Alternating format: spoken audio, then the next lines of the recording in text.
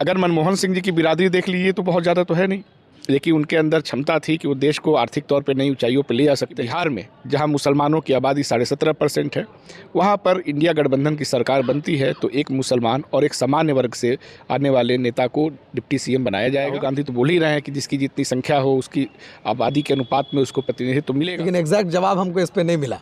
Congress party के राष्ट्रीय सचिव और बिहार प्रभारी जनाब शाहनवाज साहब हमारे साथ मौजूद हैं। फिक्र नज़र टीवी पर आपका बहुत इस्तकबाल है। धन्यवाद, शुक्रिया। सर, पहला सवाल आपसे यही है कि कांग्रेस पार्टी जिस तरह रही है, जितने लंबे वक्त तक उसने हुकूमत किया है मुल्क पर, इस वक्त उसकी हालत बड़ी खस्ता है। इस खस्ता हाली से निकालने के लिए कांग्रेस को किस तरह की मेहनत आप लोग कर रहे हैं, क्या स्ट्रैटेजी आप लोगों की है अभी? सबसे पहले तो मैं ये कहूँगा कि कांग्रेस पार्टी का हालत ख़राब नहीं है, देश का हालत ख़राब है। जब भी कांग्रेस पार्टी की हालत मजबूत रही है, देश भी मजबूत रहा है। देश और कांग्रेस बहुत हद तक एक दूसरे के पर्याय हैं और आप कह सकते हैं कि पिछले 140 साल की जो तारीख है, 140वें साल में हम इस बार प्रवेश करने जा रहे हैं। कांग्रेस पार्टी, भारत और कांग्रेस का इतिहास लगभग एक है। जब जब कांग्रेस मजबूत हुई है, देश मजबूत हुआ है। जब कांग्रेस कमज़ोर हुई है, देश कमज़ोर हुआ है, उसके इंस्टीट्यूशंस कमज़ोर हुए हैं, उसकी जुडिशरी कमज़ोर हुई है।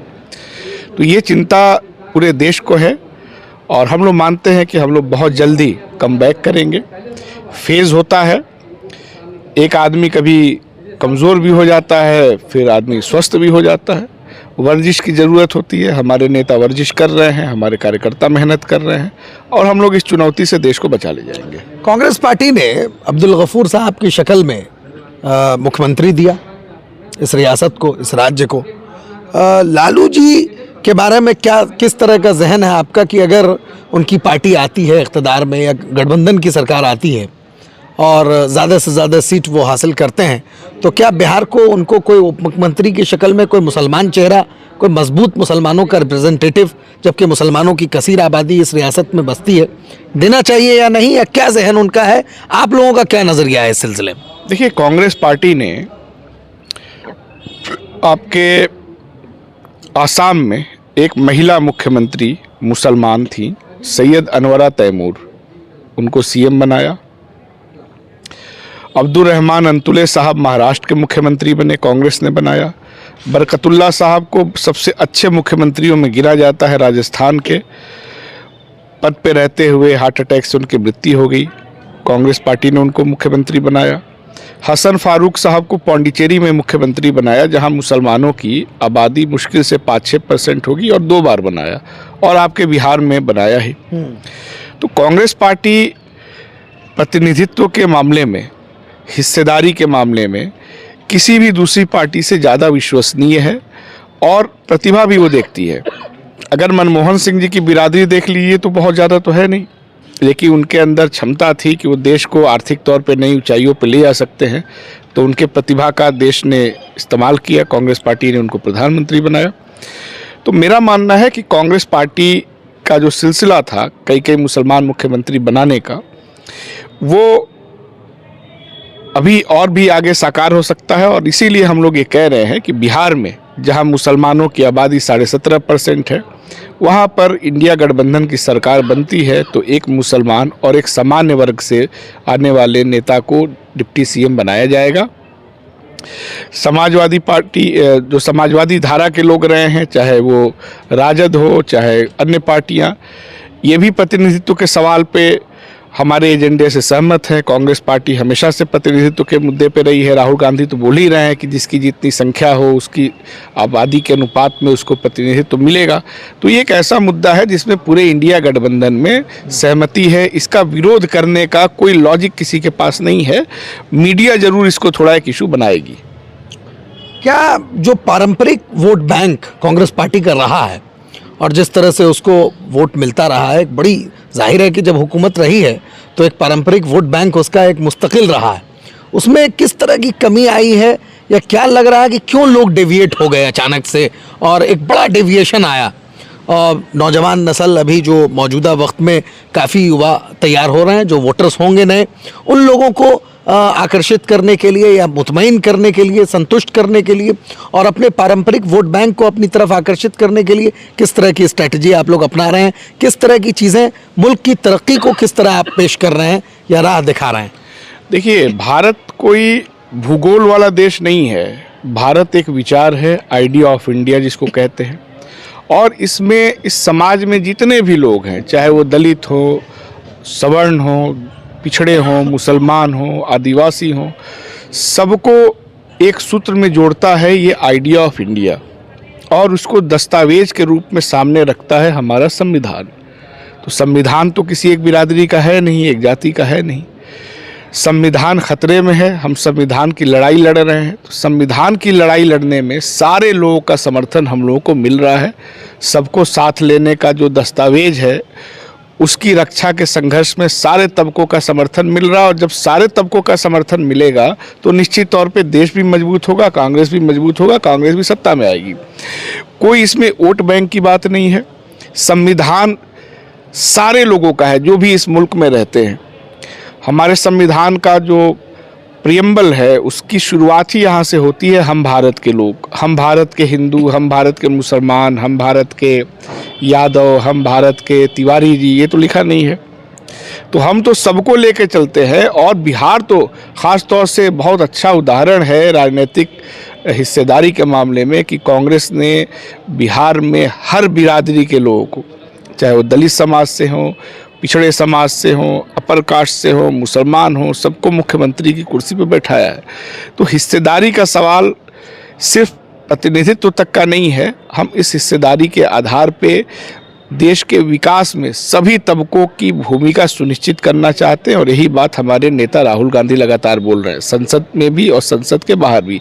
मैं खुद राहुल जी के साथ पदयात्रा में कन्याकुमारी से कश्मीर तक रहा, मैं भारत यात्री रहा उनके साथ। जितना प्रेम, जितना सम्मान, जितनी आस्था गांधी परिवार में है, पूरे देश में किसी के अंदर उतनी क्षमता नहीं है।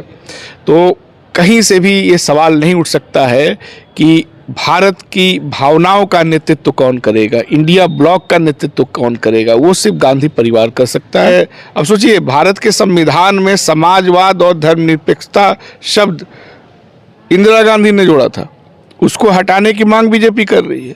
तो इन तमाम वैल्यूज़ में जिसकी जिसकी आस्था है, सब लोग बैठ करके तय किए, मीटिंग हुई, तब इंडिया गठबंधन बना। सब ने उसमें बड़ा दिल दिखाया। और पटना में ही मीटिंग हुई थी और आदरणीय लालू यादव जी, जिनको मैं कह सकता हूं कि उत्तर भारत के सामाजिक न्याय के सबसे बड़े चेहरों में वो हैं, उन्होंने खुद आगे बढ़ करके राहुल गांधी जी को नेतृत्व थामने की, उनको जिम्मेदारी देने की बात कही थी। मेरा मानना है कि इंडिया गठबंधन आने वाले चुनाव में बहुत मजबूती के साथ कमबैक करेगा।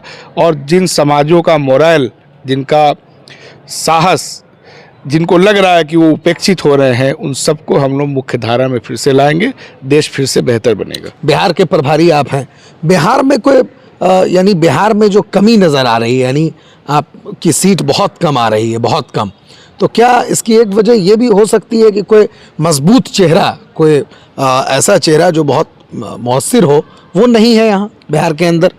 देखिए, मेरा एक व्यक्तिगत राय है, सैद्धांतिक तौर पे इस पे कोई डिबेट नहीं हो सकती है। मेरा मानना है कि चेहरों पे राजनीति नहीं होना चाहिए। जनता के, जाहिर है कि राहुल गांधी जी को देख करके लोग जो है तो चेहरे पे राजनीति कैसे नहीं होगी? नहीं, राहुल गांधी जी के चेहरे पे बात नहीं है। उनके मोदी बनाम राहुल है कि नहीं? नहीं, ये बेसिकली आरएसएस बनाम कांग्रेस की लड़ाई है।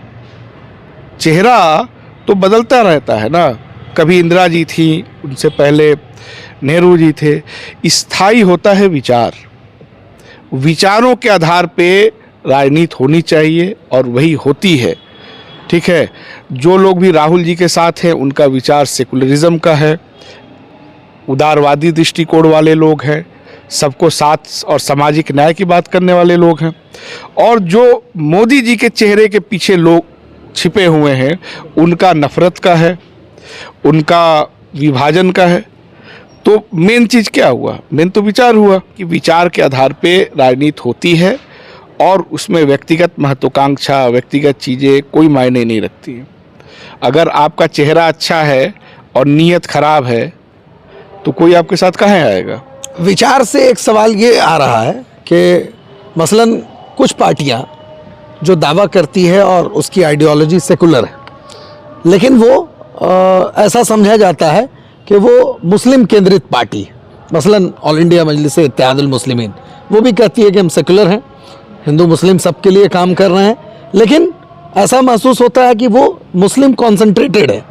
तो वैसी पार्टियों को सम्मिलित करने में किस तरह की कठिनाई महसूस करती है, या कांग्रेस पार्टी वैसी पार्टियों के लिए भी अपनी जगह रखती है, अपने दिल में उसके लिए भी जगह है? देखिए, सबके लिए जगह है। जो पिछली सरकारें थी केंद्र में, उसमें सबका बाहर से समर्थन था। मनमोहन सिंह जी की जो सरकार थी, या उससे पहले भी जो इस देश में सेकुलर पार्टियां बनी रही हैं, जिनको कि सरकारें थी जिनको कि कांग्रेस का भी समर्थन रहा, उसमें सारे लोग एक साथ रहे हैं। इसमें कोई इस तरह की बात नहीं है कि कोई उसमें पाबंदी है। सब लोग, कॉमन एजेंडा है, कॉमन जो भी उद्देश्य है, उसके साथ लोग रहते रहे हैं। मेरा मानना है कि कोई भी पार्टी किसी की भी राजनीति करती है, इसमें कोई दिक्कत नहीं है। राजनीति करना अपने आप में एक प्रोग्रेसिव ट्रेंड होता है, ठीक है, और सबकी अपनी अपनी अहमियत होती है। जो जहाँ कर रहा है उसको करना चाहिए, लेकिन ये ज़रूर देखा जाना चाहिए कि आपके प्रयासों से किसको फ़ायदा हो रहा है, किसको नुकसान हो रहा है। आप चुनाव लड़िए, कोई दिक्कत नहीं। आप भारत में पार्टी बनाए हैं तो नेपाल में तो लड़ेंगे नहीं, चीन में तो लड़ेंगे नहीं, लेकिन एक कॉमन जो उद्देश्य है वो हासिल करने में आपके किसी भी मूव से किसको फ़ायदा हो रहा है, किसको नुकसान हो रहा है, ये तो ध्यान में रखा जाना चाहिए। बिहार में MY समीकरण बहुत मशहूर रहा है कि बिहार में पहली पसंद कांग्रेस है या RJD है। MY को अगर देखा जाए तो MY को, मतलब आप इस वक्त ये भूल जाइए कि आप गठबंधन में। देखिए, जो भी इस देश में रहते हों, चाहे वो भूमिहार हों, यादव हों, मुसलमान हों, अंसारी हों, कुरैशी हों, सबका हित इसमें निहित है कि देश में कानून का राज चले, देश में संविधान के हिसाब से चीज़ें हों, सबको रोज़गार मिले। मैं तो देखता हूँ, मैं बलिया का रहने वाला हूँ, बिहार से सटा हुआ है। बलिया से ही सब, बलिया की जो भी ट्रेनें जाती हैं बिहार होके जाती हैं। हर बोगी में आप जाइए तो 10 नए लोग मिल जाएंगे जो पहली बार दिल्ली बम्बई कमाने जा रहे हैं। अभी कटनी का समय आएगा तो सारे यहाँ के लोग जाएंगे पंजाब में कटाई करने, हरियाणा में कटाई करने। क्यों ऐसा हो रहा है भाई? एक ज़माने में जब बिहार संयुक्त हुआ करता था तो हमारे पूरे पूर्वांचल से, हमारे खुद दादाजी पूरे पूर्वांचल से लोग आकर के यहाँ झरिया में, धनबाद में काम करते थे, क्योंकि कांग्रेस की सरकारों ने इतना विकास किया था, इतना उद्योग धंधा था कि बाहर के लोग भी आके यहाँ काम करते थे, उनका परिवार चलता था। अब क्या हो गया है कि यहाँ के लोग बम्बई, दिल्ली, कश्मीर, केरल, कर्नाटक हर जगह जा रहे हैं। अभी मैं प्रियंका जी के चुनाव में गया था तो एक पेट्रोल पंप पे हमको भोजपुरी में बात करते लोग मिले, तो उन्होंने बताया कि बेगूसराय के हैं। अब मेरे लिए बड़ा सवाल है और आपके चैनल के माध्यम से हम पूछना चाहते हैं कि क्या आपके मुंगेर में कोई पंजाब का आदमी आके रिक्शा चलाते हुए दिखता है? कोई मलयालम आदमी, कोई तेलुगु आदमी आपके यहाँ आके ई रिक्शा चला रहा है, मजदूरी कर रहा है? नहीं ना कर रहा है। क्यों हो रहा है? ये जो पलायन हुआ है यूपी से, बिहार से, ये पलायन जिन राज्यों से हो रहा है, यानी यूपी बिहार से, ये वो राज्य हैं जहां पिछले 35 साल से कांग्रेस अपने बल पे सत्ता में नहीं है। पलायन उन राज्यों में हो रहा है जहां कांग्रेस की सरकार है या मजबूत है कांग्रेस, और उन राज्यों से हो रहा है जहां पे कांग्रेस कमज़ोर है, क्योंकि जाति धर्म की राजनीति ने इन सब सवालों को पीछे कर दिया। अब मेरा मानना है कि वो समय आ गया है कि बिहार अपने बारे में सोचे, जातियों और सांप्रदायिक राजनीति से बाहर निकले, अपने एजेंडे पे बात करे, तभी बिहार बचेगा, देश बचेगा। मशवरा तो बिल्कुल आपका सही आया, लेकिन एग्जैक्ट जवाब हमको इस पे नहीं मिला कि बिहार में आपकी रिसर्च के मुताबिक आप घूम रहे हैं चारों तरफ, तो MY हावी है या आपको लोग पसंद कर रहे हैं? अभी देखिए, कांग्रेस पार्टी ही इस समय भारत में राजनीति में मेन कंट्राडिक्शन क्या है?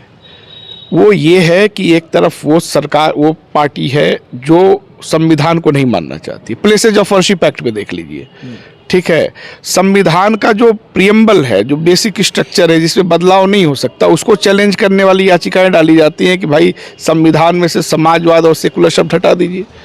ठीक है, तो एक तरफ वो लोग हैं और दूसरी तरफ संविधान को बचाने वाले लोग हैं। इसमें जो लोग भी संविधान सम्मत सोच रखते हैं वो सारे लोग, चाहे वो यादव हों, दलित हों, कुर्मी हो, मुसलमान हो, वो सारे लोग इंडिया गठबंधन के साथ हैं। और मेरा मानना है कि इसमें जो सबसे ज़्यादा वैचारिक लड़ाई लड़ रहा है, जो कॉरपोरेट के खिलाफ लड़ रहा है, आप भारतीय जनता पार्टी के विरोधी हैं, लेकिन आप अगर अंबानी अडानी के समर्थक हैं तो फिर विरोध का क्या मतलब है? भाई पैसा तो वही लोग लगा रहा है ना, तो जो पैसा लगा रहा है उसका भी विरोध करना पड़ेगा ना। अंग्रेज़ों के साथ जो लड़ाई थी भारत में, उसमें गांधी जी ने विदेशी वस्त्रों को जलाने का क्यों अभियान चलाया? क्योंकि तमाम उसका जो पैसा था, जो कानपुर के तमाम जो मिल थे बंद हो गए, मैनचेस्टर से कपड़ा बनने लगा। तो अगर आपको किसी विचारधारा और संगठन का विरोध करना है तो उसके आर्थिक जो आका लोग हैं उनका भी तो बहिष्कार करना पड़ेगा, उनका भी तो विरोध करना पड़ेगा। तो ये तो चलेगा नहीं कि आप भाजपा के विरोधी हो और अंबानी के समर्थक हो। तो सारे लोग देख रहे हैं कि कौन लोग अंबानी के, अडानी के विरोधी हैं और कौन लोग सिर्फ विरोध का, भाजपा का नाटक कर रहे हैं।